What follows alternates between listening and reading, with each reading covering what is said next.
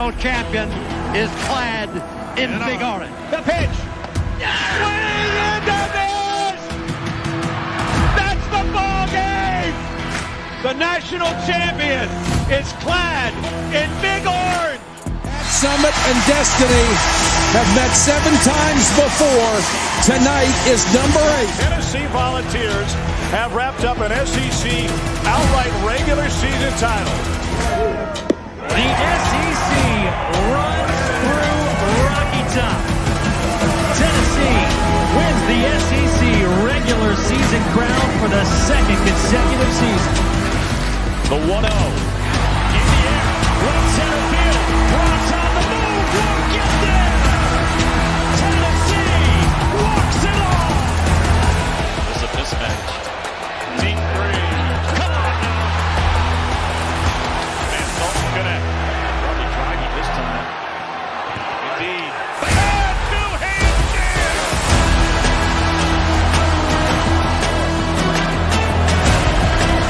Booker. Down the middle. Got it on the fly. It's high and again. And he's going to take it. Touchdown, Tennessee. How much fun is this? Man, Rocky Top, college football at its absolute best. What is up, ladies and gentlemen? Welcome into another episode of the Fanatics Show. Coming off a huge Tennessee victory last night against NC State. I am Michael with my co-host Skylar. Skylar, how we doing this morning, man? I guess it's afternoon now. We're doing fantastic this afternoon. Victory Sunday. We're in a remote location right now, helping out the grandparents out in Middle Tennessee. But glorious day out here.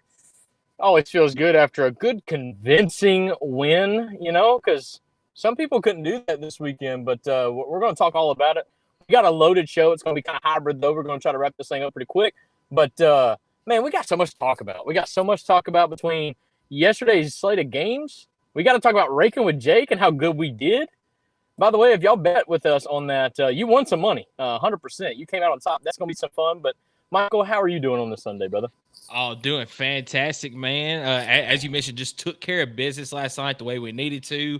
A lot of other teams did not the way that they needed to. But, hey, all that matters is that Tennessee did. But, let's get right into it. As Skylar, do you want to tell who our show sponsor is? You already know it, dude. It is Chris Smith Insurance. As a homeowner, Chris Smith was once let down by an insurance company. So he decided to start an agency of his own, where instead of feeling like a big company is fighting against you, you'll know that your agent is fighting for you. All insurance is not equal.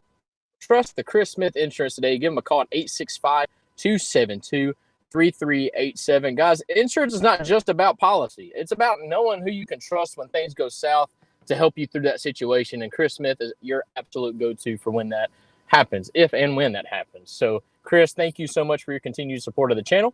And that is our presenting show sponsor, Chris Smith Insurance. All right, so today, as Skylar mentioned, we have got a loaded show. We're going to start with recapping last night's huge victory against NC State in Segment 1. Segment 2, we're going to briefly talk about the Kent State matchup for this weekend, mostly just what we want to see Tennessee do in this game. Segment 3, obviously, we're going to do our Week 3 predictions. And then segment 4, we're going to go Rakin with Jake again and try to make some more money just like we did this past weekend. But before we get into that, let me give you our segment 1 sponsor. That is Optimal Asbestos Services, your trusted environmental consulting firm in Knoxville, Tennessee. State licensed and insured. We specialize in asbestos air quality management for commercial buildings and homes. Contact Jeff Mull at 865-223-3297 or on the web at optimalasbestosservices.com. And we're just going to throw that graphic up on the screen. Man, that is beautiful. 51-10, man, over NC State. Beautiful, man. That's right. We got a couple guys in the chat. I can't throw it on the screen, so Michael, if you could help me with it. But we got Tennessee Football 247. He said, it is great to be a Tennessee ball. It is, sir. Yes, sir. And then we got Robert. What's up, guys? Happy Sunday, man. Happy Sunday to you. It is a great day. We appreciate you guys being tuned in. Yeah, 51-10. And I'll be honest with you, though, man. This, I don't feel like was as big of a blowout. All right, hot take. Yep. Hot take. and I'm not just saying this to try to like boost Tennessee because look, my opinion doesn't matter when it comes to national rankings. I think NC State's got a solid team and a solid defense. Oh, you and I both are in the exact same boat there. I think NC State is going to have a fantastic year. I still think they've got a big shot of making the ACC title game this year. Yeah. They just ran into a buzzsaw at Tennessee. I do think they ran into a play. They ran into a walk-on is what happened. Yeah. Because that flipped the entire game. NC State, we're talking defense first. I'm sorry. We talking Will Brooks first is what we talking here on this show. And NC State's driving. It's 10-3. They're scoring points, whether it's 3 or 7. I mean, they're scoring points. And then all of a sudden, Joshua Josephs comes on the edge, stays at home, plays a great play, forces an errant throw in which Will Brooks is just in the right spot at the right time, takes it to the house, which then makes it 17-3 late in the second quarter. And that completely not just shifted momentum. I mean, that like ripped out NC State's heart, and then we stomped on it. And then what Nico said last week, keep your foot on the throat.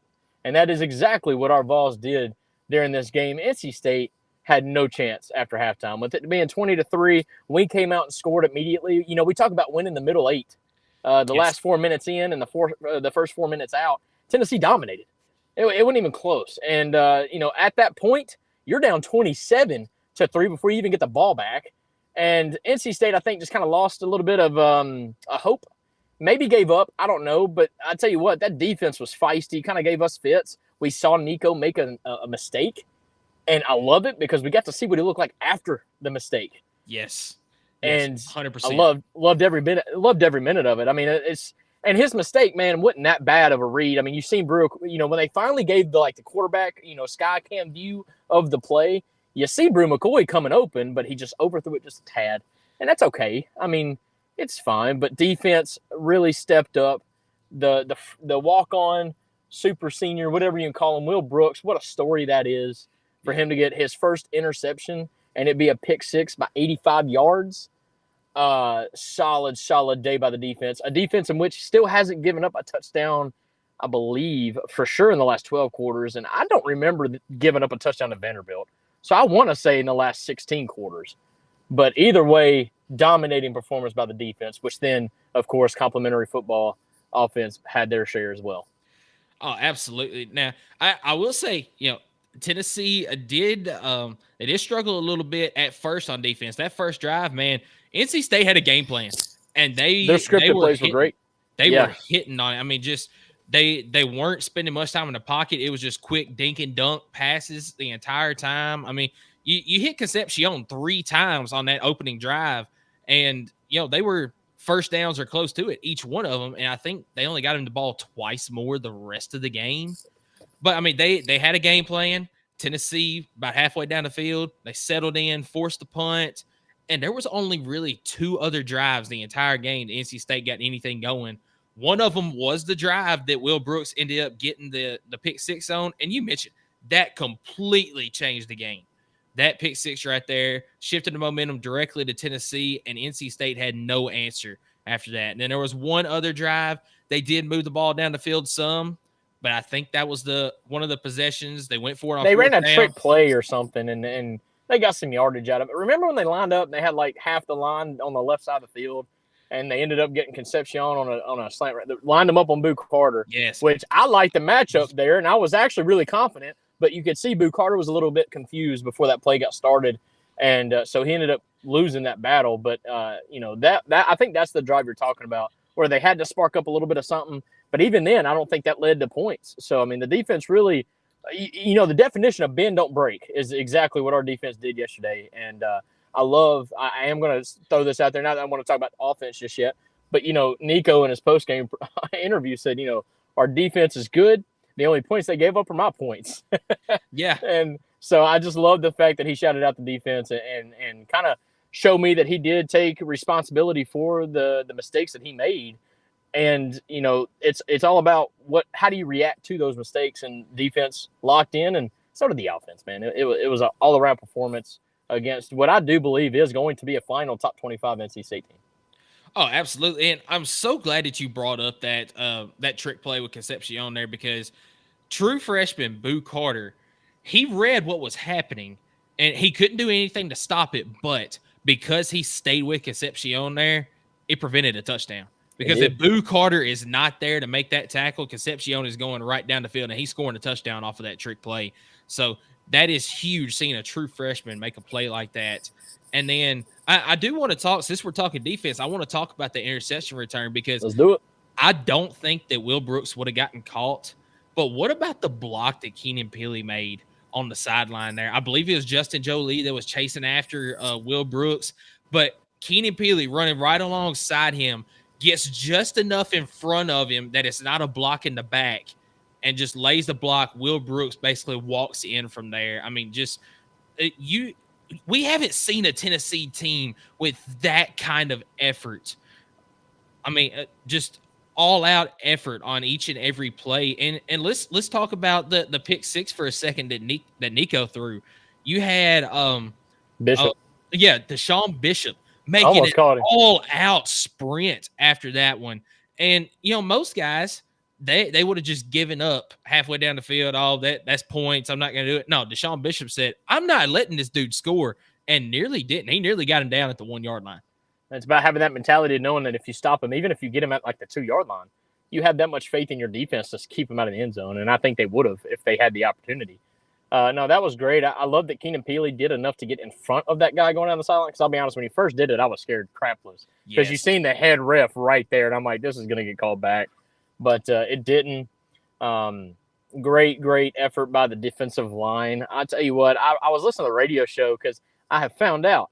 You know how Josh Heupel is like, he does have massive coach speak. So, like, going into halftime, Holly Rose asking him a bunch of questions, and, like, she asked about the whole, like, scholarship thing. It might have been post-game, but she asked about scholarship and how does Will Brooks get on a scholarship, and, like, Josh Heupel kind of like, and then, like, immediately went right back into coach mode and was like, we got to go play for 30 more minutes, yada, yada.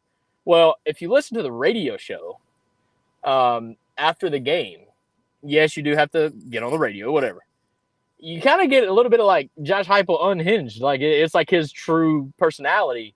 And he was so giddy about this defensive front seven, like, emotional about it. Like, man, almost joking about it. He was like, dude, you see us, like, rotating 4 guys at a time? Like, could you believe that we're doing that now? Like, 2 years ago, we couldn't keep the same 4 on the field because that's the only 4 we had, so it's cool to kind of hear his a little bit like off the cuff type stuff when he's not just being all about coaching and saying the right things on TV. But very, very excited about this group. James Pierce Jr. again had a great game, but like still hasn't had that game. But you've got other guys around him stepping up. I mean, we talk about Bryson Easton. He's here on the graphic right here, 4 tackles, tackle for loss. I think he even had like an assisted sack, and I know one of them got their hands up. Dominic Bailey had a great game. Omar Norman Lott, great game. Joshua Josephs doing exactly what you got to do when you're on the opposite side of James Pierce Jr. And we've been talking about that all offseason, who was, he had to step up and be that kind of guy. And he has, and he's doing it. And the way that, because there's so few bad plays, I do want to bring up one, if I may. Yeah, go for it. As good as Keenan Peely had played, is playing. Yes. You know where I'm going with this. Yep. He filled a gap, a rushing gap, so beautifully. It's like he read his cue on the pulling guard and immediately filled that gap and tackled dude like 4 yards for loss. Like, it was amazing the way he was playing. To let something so stupid as to, I don't know who made the play. It might have been Gerard McCoy. Came up and made a great play at the line on a flat route, like a quarterback's last stand. Throw it, check it down, and then Gerard McCoy or somebody, I'm sorry if I'm not getting it right, came up, made a great play, and because of Keenan Peely's hustle, but now he did make a decision. He had time, and he made a decision to go ahead and hit that guy one more time, threw a flag. It's a difference between 3rd and 15 to now they got an automatic first down, and the next 2 plays were 12, 15-yard gains, and you've seen how quickly it shifted. Yep. You're about to get a 3-and-out inside the 10-yard line. You make a bonehead move from a very veteran guy who's the father figure of this defense, the leader, the captain.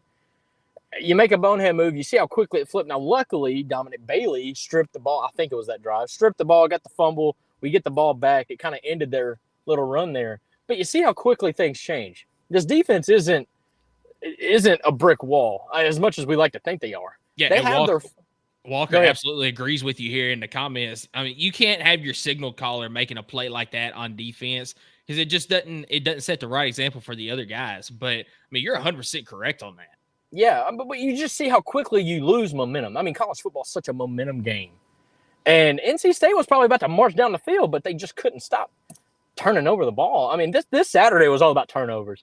So many turnovers yesterday, not just in our game and several other games that we're going to touch on maybe a little bit in the prediction segment. But, just stuff like that. Like, there were so many good plays, few bad plays. So I wanted to hit on that because there's always room for improvement. And we'll get there. And Keenan Peely knows better. And that's what I think was frustrating about that play. But Heupel's going to get on, that's going to be a film study session. That's going to be a come to Jesus meeting, and they'll get right. And I love what I see with out of T-Lander, out of Arion Carter.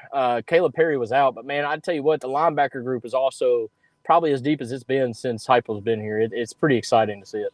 Oh, absolutely. And the one thing I want to touch on the defense before we move to the offensive side of the ball is, man, I still have some questions about the secondary. I think we get against a good, not saying NC State's a bad team, but we get against a good team that can slow down our front seven just enough.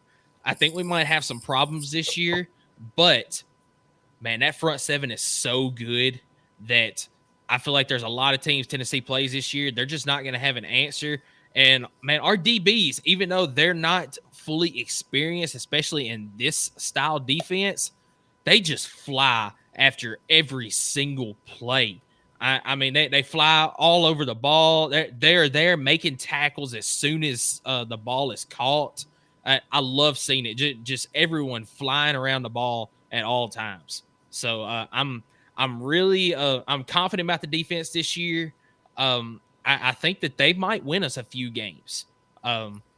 Something that we weren't able to see last year just because the offense wasn't as explosive as it was in 2022. But I think with that explosive offense this year, with the defense, we're going to have a fantastic season this year. Robert comments in, says it was such a dominating performance by the Vols. It was. I think I agree with him here too. The team is legit and will make the playoffs. Oklahoma, and he says here, Oklahoma and Alabama yesterday, they struggled.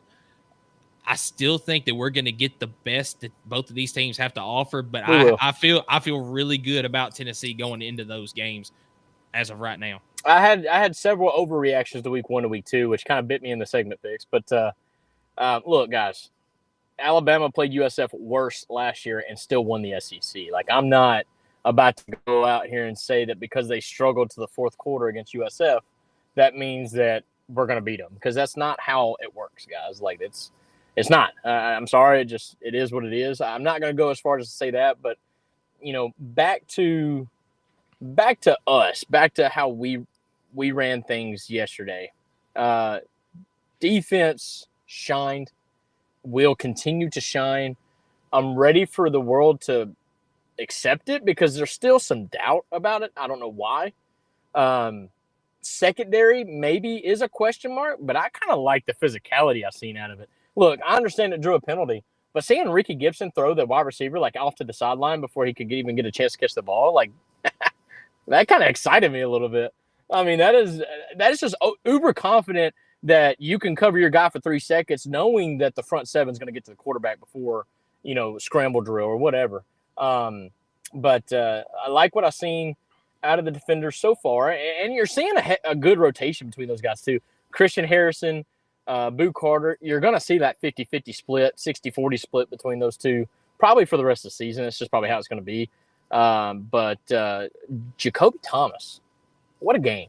Dude is a dog. What a game. Nobody was really talking about him either. I mean, obviously you knew he transferred in, but solid game. I don't know how he got the sack. That was, I mean, shoestring.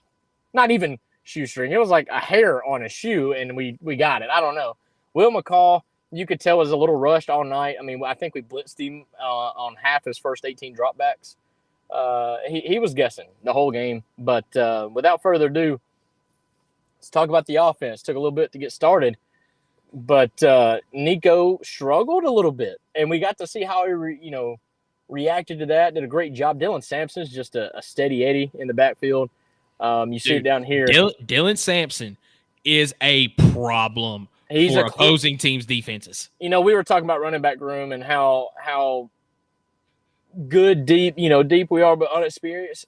Look, I'm sorry, hot take. We have a clear number one, and then there's a drop off. Dylan Sampson's that good. All right, he's one of those guys. He knows how to get hit too, and I think that's kind of a little bit of an underrated thing about his game. You see him when he runs, and he knows how to get hit without taking like the big hit or get rolled up on. Like he knows how to fall. I know that sounds dumb and it maybe sounds soft, but he runs through the contact too, so you can't say he's soft. But the way he's able to bounce off hits or tackles or whatnot, he spins away. He's like a freaking like a pinball, dude. Like when he runs through the linebacker in the second level, he's just bouncing off the kids. He is a problem, and I'm loving that we're seeing him in the passing game too. That's something that I felt like we were missing with Jalen Wright and Jabari Small is that passing game out of the backfield. But I think that is something that Dylan Sampson's going to really be elite at. I think he had like over 170 all-purpose yards, a couple of touchdowns. Definitely was the anchor to the offense who was chumming in the second half. Yeah, real quick, let's clean up the chat box a little bit. As Robert says, Oklahoma's offense is a mess, and USF showed Alabama's weaknesses. This was the concern I had for Oklahoma going in this year. You lost offensive coordinator Jeff Levy to Mississippi State. I wondered about the offense. I think that they're going to get some things right, but I think that catching Oklahoma early this year is really going to help Tennessee this year. And then USF, man, we said it last week. Don't sleep on Alex Golish's team. Now, he ended up being overmatched in the fourth quarter. Alabama took control in that fourth quarter, but man, we knew Kalen Bohr was going to have some struggles in year one, and I think we saw that yesterday. Then E.J. Brown chimes in. He says the offensive line for Oklahoma will get eaten alive by our defensive line. Right now, I totally agree with you, EJ. I mean, this is a put-together offensive line through the transfer portal, and they're still gelling. So I think that, like I said, catching Oklahoma this early is really going to help Tennessee. Let's see. Robert says getting Bama at home this year is huge. Absolutely. Anytime you can get a SEC team at home, it is huge. So that kind of takes me back to the Oklahoma game. I understand, guys, we're going to be on the road. It's probably going to be a 3:30 or 7 o'clock kick time. So you're going to get Norman at night. Yeah, I mean, I understand, like on paper, you could have a better team, but how many years have we played Florida and on paper had a better team, guys? Like, yeah. You gotta stay week to week here. All right. Kent State's up next. We gotta take care of business against Kent State. And we'll get into the prediction show and whatnot. But look, this offense looked great in the second half. They looked okay in the first half. I was kind of upset that Nico didn't have a great day passing because it really quietened their wide receiver room. I mean, you didn't really get to see Brew, Brazel, or Dante Thornton at all. I don't even think Dante Thornton caught a ball. But I will say this. We're in week 2, and every single one of our tight ends has gotten at least one touchdown catch. So at least you can kind of see where our offense is going with the tight end group. That's going to be Nico's best friend, which we said that. Ethan Davis, we didn't realize how good Miles Kinselman was going to be in week 2 because he had a really not a great showing in week 1. But scramble drill, a play that didn't count, what was probably going to be the play of the game, gets called back over a guy that wasn't even 5 yards down the field. That pissed me off, I'll be honest. Gets called back from an illegal man downfield when Nico made that. They made the comparison, which I didn't like it, but they made that comparison to like, could he be like a Johnny Manziel type player? Well, you got to see like a glimpse of what that could look like under Nico, and it got called back. That's unfortunate. But, that was to Miles Kitzelman 60 yards down the field. Would have been an awesome touchdown. Let's see. Squirrel White got to see some offense and be a receiver there. That was nice because he caught a big pass down the sideline. He also underrated play, but he kind of did like the flat thing on a hard play action play, and it was a big third down, I believe. That ended up being like a 20-yard run down the sideline as well, where he smartly went out of bounds. That was a great play, and I love that play. There's a play that I don't like, hot take. I don't like that shovel pass, but it keeps working, so how do I talk crap about it? I don't like it, though, because I feel like it bites us almost more than it helps us. But then you get like a 3rd and 17, and you're like, well, you're not converting.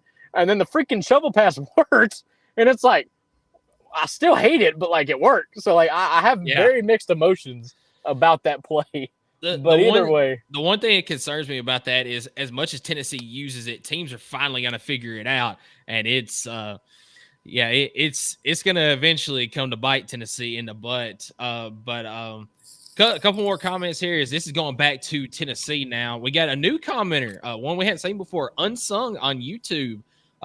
It was only Nico's 3rd career, not his 3rd career game, but his 3rd career start. Yes. He's absolutely going to get better. I mean, we saw how he responded to that adversity after throwing that early interception. I mean, dude, he's going to, maybe not this year, but before he leaves for the pros, he will be at least a finalist for the Heisman Trophy. And I think if he keeps improving the way that he has so far, it could happen this year. He's flipping the odds right now, dude. I'll pull it over right now. We also got Walker. Yeah, we really can't blame that second pick on Nico. It was, I mean, got hit as he threw, but you can. And here's why. Here's why. He could have stepped up in the pocket and saved him a hit. If you look at that play, that he's got a clear pocket. He just didn't step up in the pocket. I mean, he's young. It's fine. He steps up in the pocket right there. That guy rushing off the edge can't even get to him. But either way, it is kind of batted up in the air. It's not like he threw it to the guy. But in a way, all he's got to do is step up in the pocket right there, and that doesn't happen. So, I mean, yes and no. You can blame him. You couldn't. It's fine. But I see where you're coming at, Walker, and I appreciate you watching, man. That means a lot, dude. Sean even tunes in and says, hey, I missed – what? Hate I had to miss the games. But go Vols, boys. Yes, sir. Yeah, I understand, brother. Like, I mean, we all got work on the weekends every now and again. It's impossible to watch the games every weekend, but yeah, and hey, this next commenter, we talk about teams that didn't really take care of business yesterday. This was a team that took care of business. As Eric tunes in, the Ohio podcast man, he says, "Happy Victory Sunday, boys." Skylar, he loves that new office you got there for streaming in. Oh, it's just green screen, brother. Look, see, I can go all the way through it. It's fine.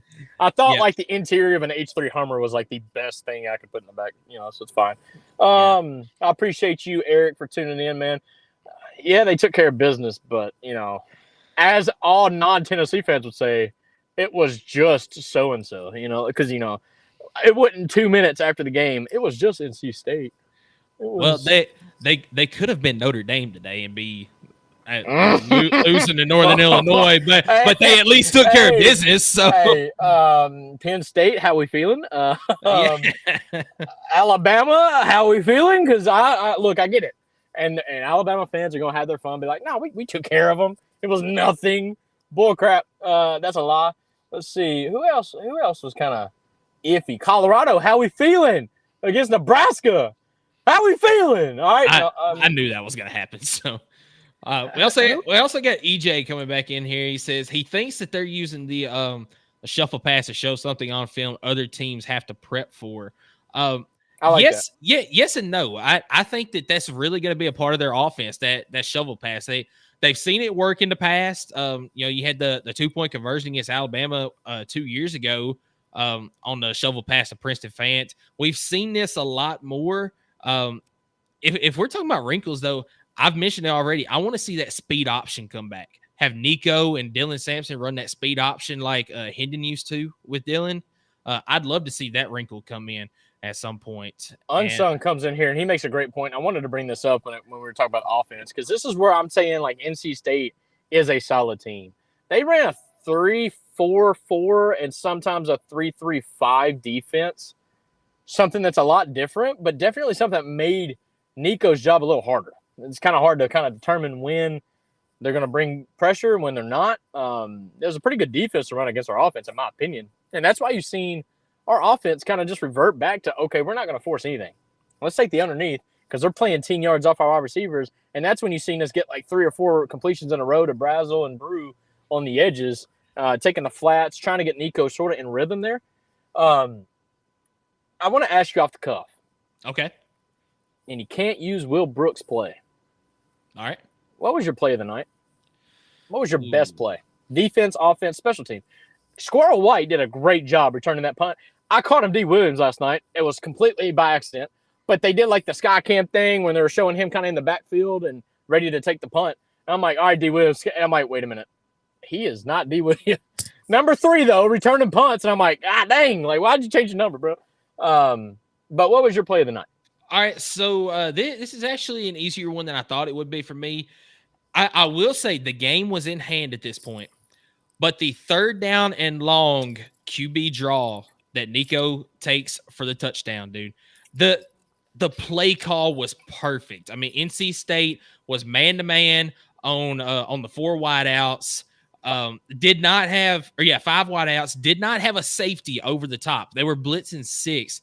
The pull from Javonte Spraggins over that, he just caught enough of that blitzing linebacker, and Nico goes untouched 31 yards for the touchdown. Just everything about that play, from the play call to the execution, everything was picture perfect. My play of the night. I hate you. That was yours too? No, like I hope my dad's watching right now. We literally talked about it this morning, and he was like, "What's your play of the game?" And that's exactly what I said, and exactly how I said it. I said, "Look, maybe the play was great, yeah, of course, but the play call against the defense was superb. When you running 5 man to man, like 5 wideouts, and they're running man to man, head up, nobody over the top, and then they blitz the 6. Quarterback draw is the play to run because all you got to do is get through that first level, and it's green gray. You've seen it. They weren't even looking at Nico. He broke the line of scrimmage, and the daggone defensive backs are still trying to fight the wide receiver. Like, it made no sense as a defender. Look, you always read your cues. The line tells you exactly immediately if it's going to be a run or pass. If they're going downfield, it's a run. If they take dropbacks, to try to block whatever, it's a pass. It's pretty simple, guys. It's not that hard. Well, when you're running man up, I guess coaches are just telling them, focus on your man. And, I mean, I understand. I get it to a point. But Nico, I mean, that was the play to run, and they executed it perfectly. It was my absolute play of the game. I think it's the only other play that as far as stands out, right? But I do like Dylan Sampson's run to really put the cap on. Yeah. That 30-yard-ish run that he had where he just outran. I mean, the guy literally, the defense, he was there. I mean, we're going to play some defenses that are a little bit more athletic than NC State's. NC State had a good scheme. I think they're still missing some Jimmys and Joes. But X's and O's, NC State was there. There's a comment that actually even brings up, what defense do you prefer? The Ohio podcast he brought up, what defense do you prefer when it comes to your base defense? A 3-3-5, 4-2-5, or 4-3-4? It really depends on the offense, but I love a 4-2-5. I mean, that's what we run. That's what I like. I mean, you see how well it's working so far. But when you're facing a team like us, a 3-3-5 was probably perfect because they knew they were not going to be able to dial up pressure as it was. So they're going to need to have as much help in the secondary as possible, but also disguising plays as much as possible, disguising coverages. And that's where the 3-3-5 really gives you that option more so than the 4-2-5, in my opinion. Yeah, I completely agree with you. Now, we're not going to see as much of that 4-3-4, at least in Ohio podcast. Is hitting the shot at Big Ten or anything, but we're seeing a lot more of the spread now, and the 4-2-5 is the way to go. You've got to have that extra defensive back on the field. Where some of the teams up north in the Big Ten, you still see a lot more smash mouth football than we do down in the South. So the 4-3-4 is a little bit more common there.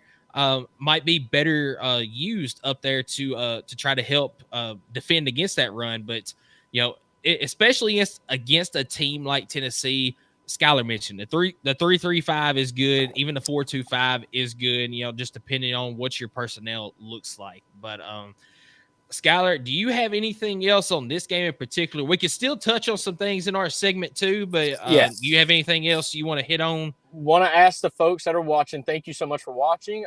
What is y'all's favorite play from the game? Sean said, wouldn't mind seeing them putting Cam Selton at fullback, running a triple option through Samson Nico. Yeah, Cam Selton was hurt for the game. He sat out this week, but that wouldn't be a bad idea. Let's see. Robert, with Notre Dame losing to Northern Illinois, what do you think of A&M loss to them last week? Originally, I didn't think it was a bad loss for A&M because Notre Dame was number 7. Does this look worse now for A&M? I'm going to say no, but this is my opinion because I already thought both those teams were overrated. A&M is the Cinderella of all seasons. It doesn't matter if they go 4-8. They're going to be ranked in the top 25 come next season in the preseason. And then Notre Dame, I just had a feel was overrated as it was. So I don't think it looks worse because I don't think it ever looked good, in my opinion. That's a hard take. I get that. But I was never high on A&M, never been high on Notre Dame. But that's a good question. It's roofing y'all on YouTube, brother. What's up? Bama will happen. Be ready. Yes, sir. I don't think he's a Tennessee fan, but we welcome you to the show. Thank you so much. Absolutely. But let's get right into our segment 2. We're going to talk a little bit of Kent State matchup. And Skylar, do you want to give us our segment 2 sponsor? Shoot, you caught me off the cuff, but don't worry. I got you, Bubba. Our segment 2 is sponsored by P&L Business Services, right? Yeah. All right, there it is. We know firsthand that getting your monthly reporting, invoicing, bill pay, taxes, and other essential business services right is critical.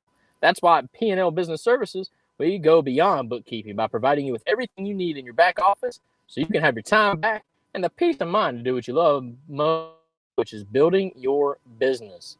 Behind every successful business is a great bookkeeper. Guys, if this is anything you'll need, y'all be sure to reach out to them at PNLBusinessServices.com.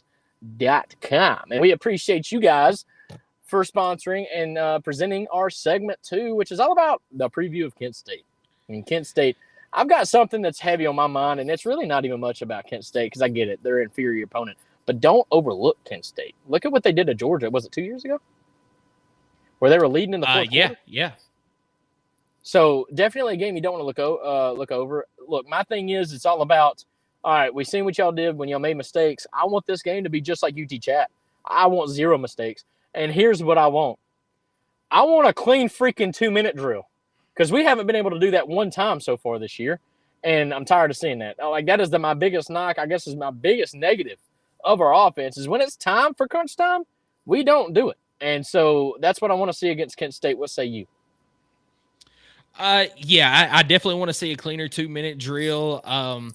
Also, I'm just going to throw it out there. I want to see us stay healthy. We have done a good job of that in the first 2 games, but great point. Stay healthy because it seems like our biggest injuries over the last couple of years have come in games like this. I mean, you look at the help me out, the Akron game, whenever Cedric Tillman went down 2 years ago. Now, granted, they were going after ankles and stuff like that. They were trying to hurt Tennessee's players, but just stay healthy, man. That's the big thing. And really, I just want to see guys get reps in. Just get prepared for that Oklahoma game the week after. Do things that are going to help you for that game. I got you. We got a couple comments. Let's catch up on this. We got Matt in the house. Great game. I'm more confident about Oklahoma game now. I'm telling you what, dude. I think I feel the same way. But like I said, you're getting Oklahoma in Norman, what's probably going to be a night game, if not an afternoon game. And, we'll see. We'll see. Oklahoma is going to have some things kinked out, right? You always make improvements from week 1 or week 2. And let's be honest, you're going to make improvements throughout the entire season. John Austin Legg on Facebook. I appreciate you tuning in. Tennessee looks good. By the way, he's a Georgia fan. We welcome everybody, though. What's up, my boy Skylar? And that Georgia game is looking real good. Looking forward to it. Y'all's defense looks much improved. Nico is hot. Look, I tell you what, our defense is much improved. I don't think it's where Josh Heupel wants it, though. So we'll see. But I tell you what, man, Georgia is just Georgia. They're on another level until somebody knocks them off. So that is a matchup that I'm really not looking forward to be honest with you. But I'm glad you're looking forward to it. Jake, I looked at my phone, brother. Thank you for letting me know, and I've got it sent over to Michael. Unsung. I'll say this. Sorry, y'all probably not seeing these, but that's okay.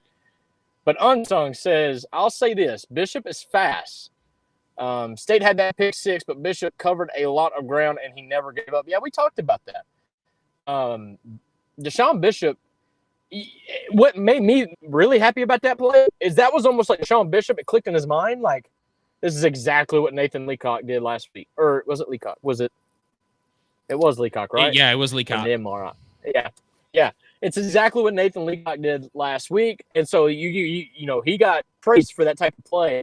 Deshaun Bishop knew it was just more than him in that moment. He really tried to run him down, and he really almost did. I'd have loved to see him do the Malik Foreman punch out rather than trying to tackle, because then it would have been a touchback in the back. That would have been sweet. But it is what it is. Let's see. Did you get my message, by the way, Jake? I did. Yeah, I got it sent over to him. But yeah, no, you're good, man. Yeah, Kent State this weekend. Just make sure that you do the right things to prepare for Oklahoma. That's what I want to look at. I want to just improve some things that maybe we struggled with a little bit in yesterday's game. But overall, top moments, right? So yeah. So no mistakes. Stay healthy. 2-minute drill. 2-minute drill. And what else are you wanting to see from? I want to keep the streak going. I don't want to give up a touchdown. I know that's really, really like asking for a lot, but is it? I mean, like, our defense is playing pretty solid. So that's I guess my fourth thing that I want to see this weekend. Is there anything else off the cuff that you can think of against Kent State that you'd really like to see that would make you feel really good about going into Norman next week? I mean, really, that's it. I mean, just stay sharp. Stay sharp. That's what I asked for. Stay healthy, stay sharp, keep the tight ends involved. I do want to see the wide receivers have days. I want to see Chris Brazel have that game. I want to see Brew have that game, get his first touchdown maybe since he got back. That'd be nice. That'd be fun. Let's see. I guess without further ado, brother, I know that was kind of a shorter segment, but you want to get these picks out of the way, dude? Yeah, let's go ahead and get these picks, because we got Jake waiting in the folds to try to make us some more money, man. Oh, Jake is hot, dude. Jake is rolling after last week, man. Almost went undefeated. Yeah, that's crazy. What a week. Stupid Kentucky. But anyway, we'll get to that here before too long. But let's get right into it, as our third segment sponsor is Kaizen Painting. Do you want a colorful life? Kaizen is a painting and drywall company that provides residential, commercial, exterior, and interior services. At Kaizen Painting, we understand the importance of a beautifully painted home and properly installed and repaired drywall. We're here to bring your vision to life. We care about providing you with a personalized, efficient, and quality service. If you live in Knoxville and surroundings, contact us for a free estimate at KaizenPainting.com. Color your life the Kaizen way. And man, we got some pretty interesting games coming up this week, as we're starting off with a banger. In the noon slot on Fox, we've got Alabama traveling to Wisconsin to face off against Luke Fickell and the Badgers. Skylar, you want to go first on this one? Give me Bama. You got Bama? Short and sweet. Yeah, I mean, they struggled with USF last year, and they still won the SEC. Wisconsin is getting better, but I don't think they're enough for the Tide. Tide does go to Wisconsin, as you mentioned, but I just don't think it's enough. I think Alabama's going to take care of business. I think you're going to see Jalen Milroe's legs, which we kind of seen that last night, but unfortunately the play got called back several times. But I expect Bama to kind of win and win by double digits. I will say that. Yeah, I think I agree with you here. I think Bama gets a win. I do think that I think that it's kind of a late score that really pushes it open. I think Wisconsin does keep it close for the most part, but I do think that Alabama will end up winning this game. That wide receiver they have is legit. Ryan Williams, maybe? Oh, yeah, Ryan Williams. He is. True freshman. He's something else. He is a whole man. Like, bro was not playing high school last year. Dude is legit. I would honestly have him probably in my top 10 already for Heisman odds of this season. Like, that dude is awesome. So look for him to have a good day. Yeah. So also in the noon slot, this one is on ABC. We have LSU and South Carolina. This one is intriguing. This is man. a solid. Yeah, this one's a solid game right here. Who would have thought? Who would have thought? Week 3, this would be one of my probably like top 5 games, top 3 games of the day. Let's see. The first of the ABC triple header. South Carolina looked really good against Kentucky, but I think Kentucky just sucks. LSU looked kind of sloppy, in my opinion, against Nichols. They did open it up in the second half, but I'm a roll. I'm a roll with LSU here. I really want to pick South Carolina, but I'm a roll with LSU here. I'm not betting on this game. I have no feel on it. Yeah, I will. There is going to be some games that we pick different. I can go ahead and tell you, but I think this one I'm going to also have to go with LSU. I think that their offense is good this year. Their fronts 5 to 7 is good. That secondary has got question marks for me. But I don't think it's going to matter in this game. I think Carolina keeps it fairly close with the game being at home. But I think ultimately LSU is a little bit too much for Carolina. I do think it helps LSU that this game's at noon and not in Columbia, South Carolina at night. That place is kind of rowdy at night. What I will say this, and I'm not overlooking, South Carolina's deep front is pretty solid too. Now, they're not as deep as Tennessee, but that front 7 for South Carolina is vastly improved. You didn't really talk about it after week 1 because their offense was so bad with all the new pieces they had. But definitely don't want to overlook South Carolina's defense here. But I do think offensively LSU has the edge, and that's why I'm choosing LSU. I wanted to throw in that little nick. But what's the next game on the? Yeah, I think you're 100% correct on that. But next game is Boston College versus Missouri. This is at 12:45 on SEC Network. And let me tell you, after watching BC in the first couple of weeks, this game really intrigues me. But I do think that Missouri is just that they're a little bit ahead of BC. I think that Bill O'Brien is a fantastic hire for Boston College. Solid. He's going to do some great things there at Boston College. That, I'm not saying they're going to make the ACC title game, but dark horse team to make the ACC title game is Boston College. But Missouri is just a little bit ahead of them right now. So give me Missouri by 10-14. Sorry, guys. We were kind of in the zone, but Ohio podcast said Wisconsin ain't ready for Bama. They only in year 2 of the big rebuild.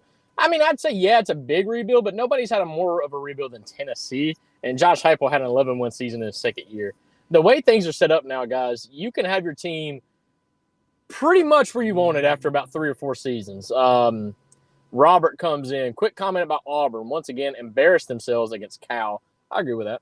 We're going to get to that. Come on, guys. You represent the SEC. Unacceptable. Last year, New Mexico State, and now Cal. Cal's not a bad team, but yes, I agree. And we're seeing New Mexico State had a quarterback that is a game changer. Look at what he's doing at Vanderbilt. I'm just saying, New Mexico State might not, maybe as a team wasn't a great team, but when you got a guy like that on the offense, it's really changing the game. I mean, if you're Auburn, I could see that kind of being an overlook. You probably didn't see that coming. But Robert also says Gamecocks' dominating performance against Kentucky was a shock for me. Not really. I mean, we all predicted Kentucky to win, but it's Mark Stoops. I mean, whatever, dude. Michael, you got anything on that one? I mean, was that really a shock for you? Honestly, it was just because of how bad it was. Terrible. How bad South Carolina played against Old Dominion. I just thought that Kentucky was going to walk all over South Carolina in this game. Got the game at home too. Yeah, and still, I mean, just got embarrassed. 31-6, couldn't get anything going. What about I'm going to stir the pot. What about old Gerald Mincy talking about how Tennessee is going to be easy to defend Tennessee. They can't even defend South Carolina, dude. Like, come on. And then he gets hurt. Yeah, right. I texted you. I tuned over to that game. I was on my lunch break at work. I tuned over to that game after the Arkansas overtime performance, and as soon as I turned it on, Gerald Mincy is laying on the ground hurt, and I was like, man, No comment. yeah, no, Let's see. Boston College, Missouri. I do like the matchup here. A little bit more intriguing than maybe we thought in the offseason just because of what Boston College has been able to do here. Missouri still hasn't given up any points this entire season. I know it's only 2 games, but they've not given up a single point, like not even field goals. yeah. I like Missouri in this game. Their defense is pretty good. Yeah, Jade tuning in. She says, watching from Linville. Jade, we appreciate you tuning in to us. So I'm surprised she didn't say get off the podcast and come back and help us because that's kind of what I like the AC, I don't like to sweat. It is what it is. Yeah, there you go. Don't judge me, but we appreciate you tuning in. We both chose Missouri on this one, correct? Yes, that's right. Next one, Tulane versus Oklahoma. This game is at 3:30 Eastern on ESPN. Does Oklahoma overlook Tulane a little bit, looking ahead to Tennessee? I could absolutely see this. Tulane's not a bad football team, and they almost beat Kansas State. That was my upset pick of the week. They had the lead in the fourth quarter. They were then tied. Tulane's quarterback trying to make a play, ends up fumbling, scoop and score, and that's how Tulane loses to Kansas State, 27-34. I think it was a 7-point game. So yeah, Tulane's not a bad team. Oklahoma looked like crap last night. It's hard not to take that in consideration. I want to take Tulane, but I don't want the hype around the game between Tennessee and Oklahoma to drop either. I know that sounds dumb because at the end of the day, I only care about our boys, but I want the game, I want the environment to be fired up, and the only way to get that is if both teams are undefeated going into the game. So give me Oklahoma, but if it weren't for Tennessee and Oklahoma playing next week, I probably would take Tulane in this game. I swear.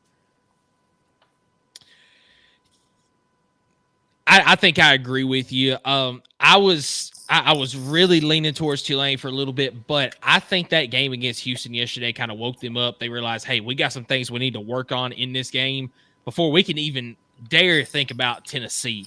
So I think Oklahoma is going to be ready to play in this one. And I think Oklahoma gets a win in this game here. Right. Next one, Texas A&M against Florida. This game is in the 3:30 time slot on ABC. Robert tunes in. Mizzou defense looks really good. I know they played Murray State and Buffalo. Yeah, exactly. But shut out both teams. Was under the impression their defense was going to take a step back with 3 other players in the NFL. I mean, still could be the case. Again, they only played Murray State and Buffalo. But I do think it's impressive when you don't give up a single point. I mean, even when you go into the third and fourth quarter, when you put in backups, you would think you give up a field goal or something. They just haven't. They've been a lockdown defense. But back to this game here. A&M, Florida. A&M looked a little bit better yesterday. But hot take, taking Florida in this game. I don't know why. Don't ask me why. But maybe DJ Lagway is the answer there. I don't know. All right, so I'm kind of glad you went first on this one because you were going to take Florida. Yeah, kind of. But look, all right. So Texas A&M's offense looked pathetic against Notre Dame. I attribute that to Notre Dame's defense. That's why I think we got asked the question earlier: is Notre Dame overrated? No, the question was, does that loss look worse for A&M now? And I don't think so because I think that Notre Dame's defense is legit. And I think that Texas A&M just really struggled against that defense. Florida does not have a defense like that. I think we're going to see more offense for A&M in this game. But with DJ Lagway at the helm for Florida, I think we're going to see Florida score some points too. I think this is a very close game that I think Texas A&M pulls out in the end. Right there. But, oh, yeah, I've got it wrote down. Here's my thing. I'm going to let you finish your thought after I say, if Florida don't win this game, Billy Napier could be fired as soon as this weekend. And see, that's exactly what I was about to hit on. This game does mean more for Florida. Absolutely. And for Billy Napier. But I just think that A&M is going to – I think they're going to get it done in the swamp. They don't have many more chances of wins, dog. Like, if they don't beat A&M and they don't beat UCF coming up, they're predicted to lose, or I guess their chance of winning, I mean, they've got a better chance of losing like the rest of their games, I guess is what I'm trying to say. I don't know. We'll see. But, yes, that's why I'm choosing Florida. And I hate Florida. I hope they lose. But I just – it's now or never, Billy. Like, you're going to have to – you losing to Miami took away all your cushion. Like, that is – I don't know. We'll see it. But you got A&M. I got Florida. I like that. This game's important. And it is important. That's why it's the 3:30 slot on ABC. You're probably going to see SEC Nation there. I don't know. We'll see. Yeah. Next one I've got is 4:15 Eastern on SEC Network. We got UAB going up against the Hogs. You taking the Hogs in this one? They pissed me off, but yes, I'm taking the Hogs. I think this game 4 turnovers in the second half to lose to Oklahoma State. And you know what pissed me off even more than that? Sorry, I'm just emotional. Mike Gundy come out in the post-game interview is like, yeah, players, coaches never panicked. We made halftime adjustments, and we came out there and took care of it. No, you didn't. Arkansas just gave you the ball 4 times in the second half. You didn't do nothing. Arkansas got in their own way. Look, I'm sorry, but this was one of the picks that I had last week that I felt really good about. And they were winning 21 or 28 to like 7 at one point. Oh, God. Ugh. Sam Pittman needs to be fired after that game. That was wild. That's a hot take, but I don't care. Hey, you can pick your game, but yeah, I'm taking Arkansas. It's fine. I'm also going to take Arkansas on this one, but I think this game is a lot closer than what they would like. Arkansas is going to score points, but I think UAB is also going to score points. So I think this game is a little bit closer than what they want it to be, but Arkansas does end up getting the win in this game. Robert says A&M and the Gators is a toss-up game. Who knows? I agree with that, but I think Gators might. Gators need it more. Now, whether or not they play like they need it more, well, that'll show a lot of how they feel about Billy Napier, in my opinion, as a program. Yeah, I completely agree with you. Next game I've got on the slate, Ole Miss versus Wake Forest. And what are we doing here? A game on the CW? A game on the CW? ACC, what are we doing? Nobody's going to watch that. What are you talking about? CW is a solid channel. Dude, watch your mouth. Put some respect on the CW, dog. Not for sports. Nah, they got some great shows. You better take that back right now. Yeah, they've got some great shows, but the CW is not for sports. So. The CW, I don't care. TNT ain't for sports, but by God, I'll watch something on there. Look, whatever. CW is a solid channel, in my opinion. I agree. Like I said, just not for sports. But anyway, Ole Miss and Wake, this game is not even close. Ole Miss is just that good this year. Wake Forest is that bad. Ole Miss wins by 1 million. I'm glad you took my pick. Just go ahead and write it down and move on. Yeah. Next game on the slate, we've got Texas going up against UTSA. This game is at 7 Eastern on ESPN. Don't know why it's there on ESPN. Figured it would be the ESPN Plus game, but here we are. Help me out. The Texas, who did they play last week? Or yesterday, I guess I should say. I'm gonna help out the Ohio podcast here if he's still watching. That team up north starts with an M. Nah, it couldn't have been that team because didn't they win like 31-12? And it wasn't even that close in my opinion. I mean, there's no way they went up to the big house against that team up north and posted a score like that. No. Did they cover? I'm trying to remember. Was that a best bet? They covered. I think that was a best bet, wasn't it? That one actually was not a best bet, but it was. It was in my book, dog. It was absolute. I bet on that game. That was not even a joke. Yeah, I did too. Give me Texas by as many as they want against UTSA.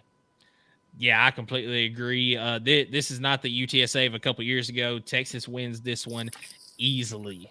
So let's see. Next one that I've got, and I've actually got to pull it up real quick. It is Vanderbilt traveling to Georgia State. This game is 7 o'clock Eastern time. Vanderbilt fans, any of them watching, This game is on the ESPN Plus. You will have to have that subscription to watch this game. It's not going to be on TV. But, dude.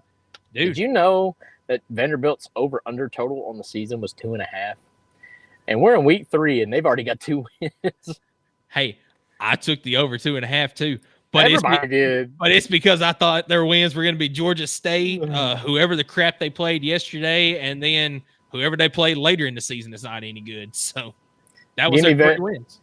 For the first time ever, you're going to hear me say Vanderbilt by as many as they want against Georgia State. Now, you better not let me down, but they're looking solid. I think they had a shutout yesterday, 55-0. I think that's the first time Vanderbilt's had a shutout by that margin in a decade at least, probably. It's been a while. Yeah, I think you're right on that. But Vanderbilt wins this game. I'm not going to say by as many as they choose. Georgia State is a decent team. I'm not going to bring up what happened in Knoxville a few years ago, but those are some dark times. But Georgia State is a decent team. I think they'll give Vanderbilt a few problems, but Vanderbilt does end up winning this game by multiple scores. Next game on Matt, hang on. Matt says, unfortunately, Texas is for real. Yeah, I mean, yes. Ohio Podcast says, Quinn Ewers leading for Heisman, ? I'm going to say no, but I do think he's probably the most popular player. I don't think he's leading for Heisman. He's not playing bad, but I don't think he's playing like a Heisman, in my opinion. I don't disagree. Unsung, would you say Texas running game is a tad suspect? No, in fact, I would say that's kind of what helped them win over Michigan. They had that blue kid that ran up and down their throat, and he's like the 4-string running back. So no, I mean, I don't know what you mean by tad suspect. I would say alarming is what you meant by that. Like, is it not good? But in my opinion, their running game is pretty stout. I think it's pretty solid. Yeah. All right. Next game on the docket is going to be a massacre, in my opinion. It is at 7:30 Eastern on ABC. And Georgia traveling to Lexington to play against Kentucky. There's going to be a podcast out there for Kentucky that really thinks there's a chance. There's no chance. There's not even a – nope. No. Solid no. Solid no. This is a different Kentucky team from last year, but I'm not making the same mistake that I made last year and saying Kentucky is going to keep it close because, dude, no. Even though that was our most watched video ever on YouTube, man, that was all I have to do. We looked bad on that. All I have to do is say Georgia's the underdog in this game. Yeah, and now, boom, there we go, 7,000 views. That's what I'm talking about. Look, Georgia is covering this game, whatever the line's at. If it's 27.5, take Georgia to cover, 100%. It's not even close. Yeah, absolutely. Georgia wins this one by as many as they choose. Absolutely. All right, next game on the docket is New Mexico coming to Auburn. Now, this is not New Mexico State. This is New Mexico. I was like, he just shit his pants.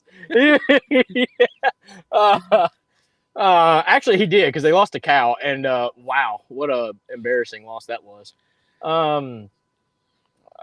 Yeah, Auburn better win this game because if not, there's some massive questions. I mean, there's already massive questions in my opinion. Peyton Thorne, they really need to move on from that kid. I don't know. Give me Auburn, even if they play Peyton Thorne. Yeah, give me Auburn in this game. I don't know what the line is on it right now. I hadn't looked yet, but Auburn will win this game. But there is still a lot of question marks right now in Auburn that need to be answered going forward. Let's see. Next game on the docket is Toledo going up against Mississippi State. This game is at 7:30 Eastern on ESPNU. Another team that's got some questions that need to be answered is Mississippi State. They got embarrassed last night against Arizona State. Final in that game was, well, Mississippi State actually made a comeback in the second half. That tells you what I know. I went to bed at halftime, and it was 27-3 at halftime, but final was 30-23. Looks like Blake Shapen did end up with a pretty decent game, but still a lot of questions that need to be answered. Mississippi State, but I mentioned this earlier. there's not a lot of pressure for Jeff Lebby in year one at Mississippi State. So he's got time. He's going to get it figured out. They win this game easily against Toledo. I'll second that. Give me Mississippi State. All right, so both of us got Mississippi State in this game. Last one. You got the boys. It is at 7:45 Eastern on SEC Network. Kent State coming to Knoxville. Is there anything there's nothing special going on in this one? Is it just regular old Tennessee wearing orange? No. You will probably see the classics. White, orange, white. I mean, yeah, there's nothing special. And not that I've heard of. Man, I would love for them to go full orange for one game, but this is not the game to do it. But I'd love for them to go orange, orange, orange. I know we've got hate on the orange helmets, but if you bring them home, all right, if you wear them at home, there could be a different feel around it. I don't know. That's just my opinion. But this game, we've talked about it. Tennessee's going to handle it. We just need to be clean, stay healthy, and execute a 2-minute drill. That would be nice. Get the wide receivers back in the game, and then carry the fight to Oklahoma. But by all means, we're not looking past Kent State. But just got to kind of help keep building that momentum, and defense continue to rotate and look solid. Look very, very good. Yep, I'm with you. Tennessee wins this one by as many as they choose. So that is going to do it for our Week 3 predictions. Now we're going to move into the most fun part of the show. We've got upset pick of the week, as well as Rakin with Jake. So, Skylar, you want to give us our upset pick sponsor? That's right, and that is Reed Bryant State Farm. Whether you're looking for auto, home, renters, or life insurance, Reed Bryant provides you with personalized coverage options that fit your unique requirements. Their team is always available to answer any questions you may have and assist you in finding the perfect insurance solutions. At Reed Bryant State Farm, they understand the importance of safeguarding what matters most to you so you can focus on enjoying the game without worrying about unexpected events. To reach out to Jake directly, reach him at jake@easttninsurance.com or give their office a call at 865-457-1505. And without further ado, let's bring on the guy who went 4-1 in his debut weekend of doing Rakin with Jake. And that is Jake Arnold. What's going on, brother? Man, not much. You know, kind of excited, glad that we went 4-1, but can't believe that Kentucky is as bad as they looked. That was horrendous. Well, so what they did is they knew Tennessee fans put money on it for them, and they hate us so much that they'd rather the team lose so that we didn't win, and for them to just do their job and beat South Carolina. I agree with you on that one. That was a unexpected turn of events there by Kentucky, but it was expected, sort of, in a way. Yeah, well, I'm glad I stuck with the gut and went with the under on that Cal Auburn game as well, because that was a solid pick. That was atrocious. Yeah, so let's review the picks, right? So we went 4-1. It was, let's see, Tennessee. It was Tennessee. It was Texas, I thought. Who was the covers that you picked? Oh, gosh, that was last week. Under, of Tennessee, course, on the Auburn Cal. Yeah, Tennessee covered. USF covered. Let's see, Kentucky did not cover. And then who was the other one was Duke. Yeah, Duke +3. Duke. Yep. Yeah. Duke, USF, Tennessee, Kentucky missed, of course. But the under on the Auburn Cal was good. And USF did, I was almost wondering if we should have took the money line there for a little bit. That was crazy, man. That was wild. But Jake, my man, we appreciate you on. We're Rakin with Jake, brother. What are the matchups you're looking for this week, and where do we think that we should put our money? Yeah. I think the biggest one, and I checked all these last at like 110, but I think they're staying pretty accurate. The biggest one I'm going to start with is going to be the Alabama at Wisconsin under 53.5. I think that pick just shows everything that you need to see in terms of, what what ball is about from a traditional program. I mean, both of these teams are trying to do the same thing. They're trying to establish the run. They're staying even on heavy defense. I actually looked Wisconsin the last 5 games. Now, remember, these teams both we're looking back in the last season, but they've allowed Wisconsin's allowed 17.5 in the last 5 games. Alabama at 16.8. And again, you look at those numbers and you really see for Wisconsin. I didn't know this until I did my research, but Wisconsin looks scary. They're having a really good job holding on to the ball. Now, they've played nobody. They've played absolutely nobody, but they're still averaging, close to 4 yards per carry. They're stopping the run. Alabama's doing a great job of it as well, but, they showed a little suspect when you looked at the USF stuff. I'm just looking back, but again, going back to it, the time of possession, both of these teams love time of possession. They want to hold the ball. They want to run it down your throat. They want to choke it, and they want to hit you on a play action or hit you on a couple of dink and dunks here and there, but they're never going to stray away from the run. So I think the under 53.5 is money. I love that one. That was the one that first drew to my eyes.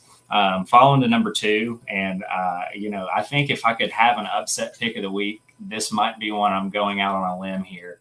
I think I like Tulane over Oklahoma, but I'm taking Tulane obviously plus 14.5. I agree with that. I agree with that 100%. Wow. Tulane is a solid team, and they almost beat Kansas State last week. Yeah, and that was my upset pick of the week. But I absolutely I didn't realize it was a 15 spot. I guess Vegas is not taking into consideration how Oklahoma played last night. So, yeah, I do like that spot. I'm thinking that's a great bet. And that's just what I saw earlier. It could be updated now. I'm checking as we speak, but it was 14.5 is what FanDuel has it at now. It's already going down. So many people bet on it. It's already going down. So, yeah, I like that. I like that a lot. So get on top of it. That's hilarious. That is hilarious. Yeah, so Jackson Arnold, if you look at the quarterback for Oklahoma, his average QBR the past 2 games, and they played Temple, who is really, really bad. And honestly, I can't even remember who Oklahoma played last week. Who did Oklahoma play? Do we know? They played Houston. Houston. Houston. Oh, another red. Yeah, I rarely looked at that game. But the big thing is Temple's terrible. I was going to say Houston, by the way, who lost to UNLV in week 1. So Oklahoma's really not played solid competition this year at all. Jackson Arnold's QBR average is 38.5. It's probably the lowest QBR I've seen in a Power 5.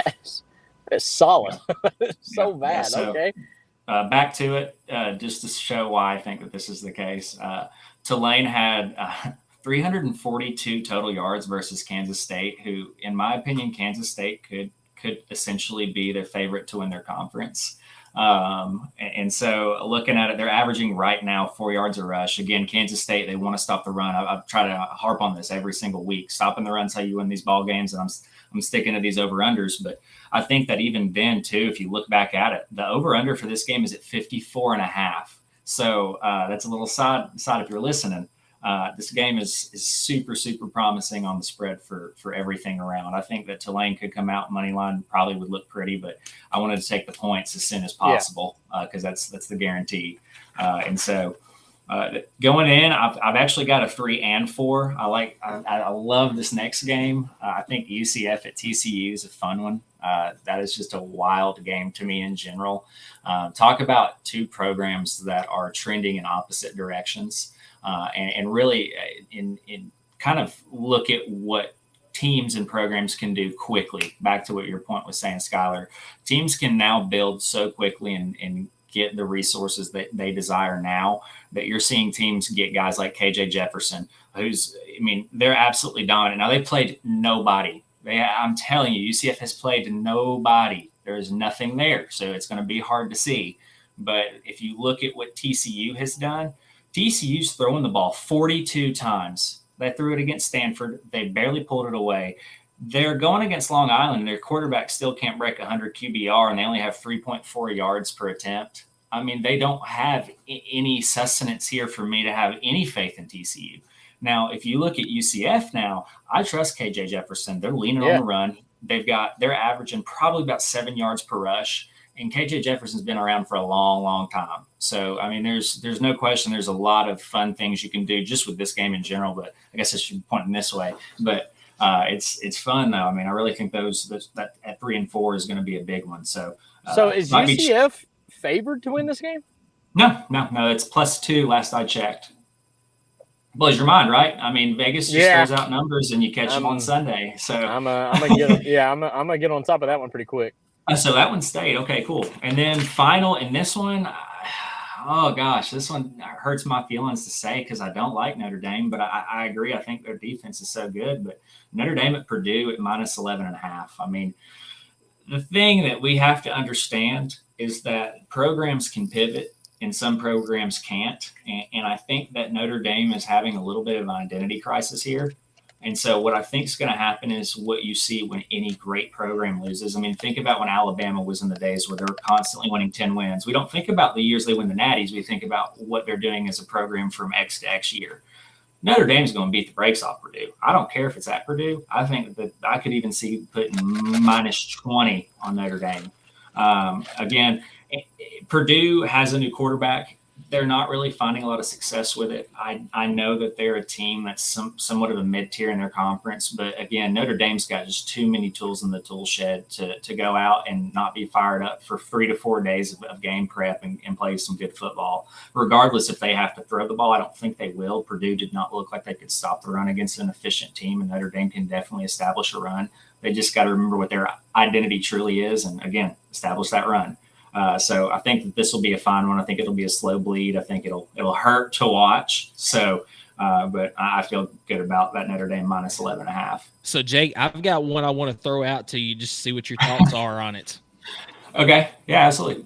Best bet, Georgia -24.5 over Kentucky.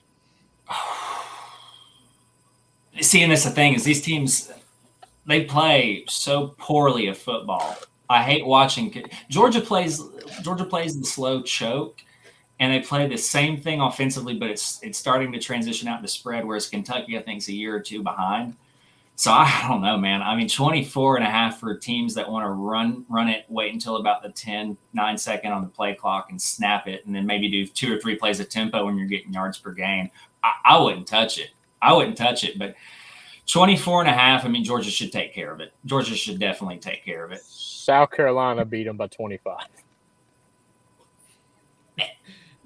I don't know what that is. That felt like a fever dream. Hang on. South Carolina beat them at 25 at Kroger Field.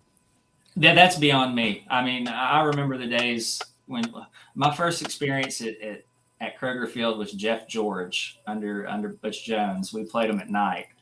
And I remember I think it was one of the final plays, we had caught the pass, I think, to win the game, maybe 3 to 7 yards in front of the end zone to lose. And it was just awful, but they played swag surfing, and my gosh, I mean, I'm almost positive if you could live bet swag surfing for a team that has any bit of a lead, you'd win.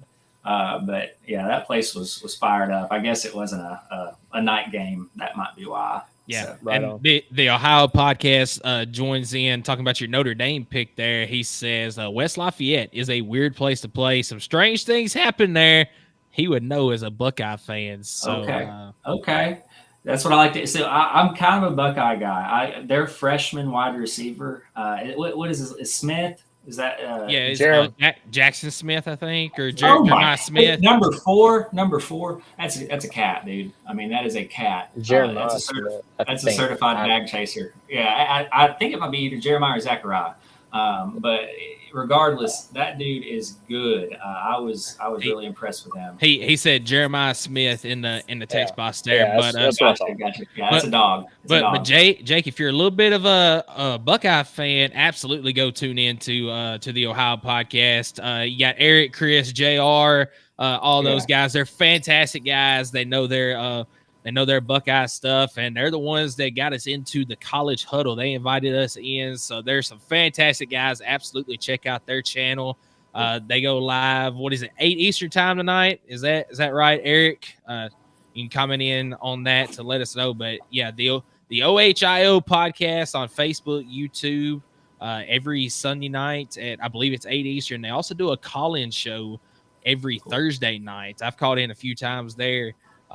Just to talk to them, man. They're awesome guys to talk to. He does say 8 p.m. Eastern time, so absolutely go check out their channel if you're a Buckeye fan. Right on. So in recap, that's I think obviously you got Notre Dame minus the points. You think they're going to cover because you think they're going to come out swinging after their embarrassing loss to Northern Illinois. But run it through real quick on the other four. We got the under on UCF, TCU at 63.5. Yep. And then we had. I also like the UCF money line again. UCF money line. I'd even at this point I would just straight up take it. There's no reason to take two. I will say this just for Rakin with Jake purposes. Do not parlay these picks ever. No. I'm saying no. I'm telling this for the viewers. If y'all take, we went 4-1 last week, but if you parlayed it, you got no money. You lost money. So don't ever parlay the picks. All of these picks, do them separately and bet the same amount on all five, and then that way, if we go 4-1, mostly depending on the odds, you win money. I mean, especially if we went 4-1. Last week was great. Just want to throw out that disclaimer: do not parlay these picks. Pick these as their own picks. But UCF cover a money line, and then also the UCF under. Bet those separately. Don't do the parlay thing. I'd like to add. We cannot insure gambling or anything of that nature. So I hate to tell you, we have the hotline number. Like if you got an addiction problem, we're gonna throw that out there. Michael's got it pulled up probably. I'm about to have it pulled up for us. Yeah, I was gonna say. But so UCF money line covering, doing the under. Let's see. There was another one in there. Yep. And then I like Tulane plus. I guess now 15.5. If you can get it at 14.5, take it. I love that one. Could see even as close to you want to ride that one. I could even see that one being an upset, like y'all said. I really do. But I think comfortably at 15.5. It's just so early in the season right now. You're really kind of getting a grasp on what people are doing. And then I really feel good about that under. I mean, really, that's the one that I like that one a lot, just because of identity football. Now, granted, who knows? I could be wrong, but 4-1 sounds good. I still can't believe the one that I had wrong was the one I had wrong. So So Jake, making some people some money right now. 4-1 last week, and also here is the hotline. We will have this up on every show. If you do have a gambling problem, please call the number here: 1-800-889-9789. Do not bet any money that you do not have. Please bet responsibly. If you do. I'm not gonna lie, Jake, you got lucky. I got a little bit better than ramen noodles this week. I was able to actually go out and eat, and I actually did a bet outside your best bets that won a lot of money. So they did like a parlay thing. This sidetrack. I'm so sorry, but they did a Tennessee won each quarter by 3.5 points or more, but it was a parlay. So they had to win each quarter by more than a field goal, and I took that. I'm like, I think the boys can get it done. They ended up being like plus 1,200 bet. And I put, I won some money on that one. That was a great one. That was a solid bet. That was a solid bet. But anyways, so we won big this week. And strap in and let's do it again next week. That's all I got to say. But Jake, we appreciate you coming on, man. Thank you so much for the picks. Hell of a week last night, we should say. So thank you for coming on, brother. And we look forward to seeing you next week, man. Absolutely appreciate y'all having me on. See y'all. Yes, sir. Go Big Orange. All right, so we do have one more thing we got to do, Skylar, and we'll make this quick. Know that you got some stuff you got to do today. Oh, I ain't even done the research on it. You're going to have to give me a moment. You go ahead and pick yours, though. I'm looking. All right, so we've got upset pick of the week. We got updated standings. Your boy got his upset game right this week. Ends up coming back and taking the lead. As we talked about, I would like to, Mike. This is actually you covered. Did you not? First. Oh yeah, this is my first upset game that I've gotten correct. You took. No, my boys did cover. Okay, so we're actually tied. You should be 31. I need to update the graphic there. So let's go. We're tied on that. By 7. Yeah. Yep. Let's go. Yep. So Skylar is at 31-5. I'm at 31-6. Just go ahead and fix it. Don't lie to the folks. I know you can do it. Just fix it. I know you want to look on paper. I know you want to look like you're winning on paper. Oh, just fix it. Come on, give me just a minute. I get it fixed for you. So thank you. I appreciate that. Yeah, that'll give you some time to figure out who you're gonna pick this week as well. Yes, sir. All right, just export. I'm thinking about doing it again, and I don't want to, but I'm thinking about doing it. You gonna go to Lane once again? I think so, man. It almost worked. But go ahead, you pick yours. All right, I'll go ahead with mine. I do want to throw out, we talked about the LSU South Carolina game. I'm not going to pick this as an upset pick because that would just be covering it two different ways. I'm not going to do that. But South Carolina is a 7.5-point dog to LSU. We both picked LSU to win, but South Carolina is sitting at 7.5 at home. I'm going to give me Colorado State plus 7.5 against Colorado this weekend. This game was much closer than it should have been last year. College Game Day was there in Boulder. This time the game is at Colorado State. And I'm just not a believer at all in Shadur Sanders, Travis Hunter, Coach Prime, any of them. So give me Colorado State to beat Colorado this weekend. This is a 3-point play as it is a 7.5-point spread. Whack. You always go for the big play, dude. Come on. All right, I got mine. It's easy. It's going to be a shocker. And I'll screenshot it just so that it's a 10-point play. Give me Oregon State over Oregon. Oregon's looked like hot dog water the first 2 weeks. All right. I think Oregon State, as a 13.5-point underdog, Oregon ain't show me nothing. In fact, they needed a game-winning field goal to beat whoever in the world they played yesterday. No shot. I think Oregon State could absolutely upset Oregon if Oregon does not improve. And I could see it happening. They're at Oregon State. Keep that in mind. Trap game for Oregon. It shouldn't be. They better be on the freaking P's and Q's. They better be on their toes. I don't know how they weren't this week after the week 1 performance, but they haven't, which shows me that I think there is a problem in Oregon. And give me the Oregon State. What are they? The Beavers? Yeah, Oregon State. Give me Oregon State. Give me the Beavers. Yeah, I was going back and forth between that Colorado State game and one more, a team that we have already seen nearly pull an upset this year. Watch out for Old Dominion plus 13.5 against Virginia Tech this weekend. That was the other one. I didn't know which one to choose, but I just don't think so. Here was my mindset in that. Old Dominion played South Carolina pretty tough. South Carolina ended up being a pretty solid team. Here's my thing. No, because that kind of goes against my pick. Old Dominion might do it. Old Dominion might absolutely upset Virginia Tech, who lost to Vanderbilt, but I think Vanderbilt's a solid team that we just didn't see coming. And another thing, Old Dominion gets this game at home. So that's a solid pick. But I ain't going with it. I'm sticking with my Oregon State Beavers. I think they're going to get it done over Oregon. And what a win that would be for the Pac-2. Aren't they the Pac-2 or are they Big 12? Did I just lose connection here? I just lost connection here. That's unfortunate.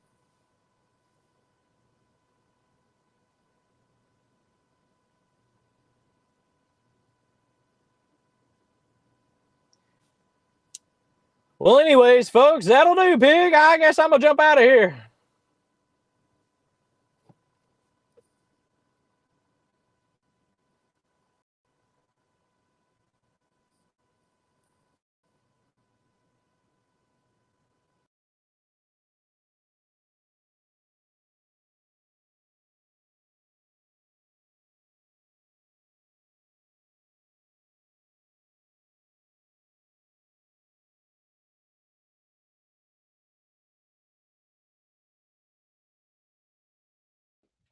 okay, sorry about that, folks. Don't know exactly what happened. So we had a little bit of lag out there.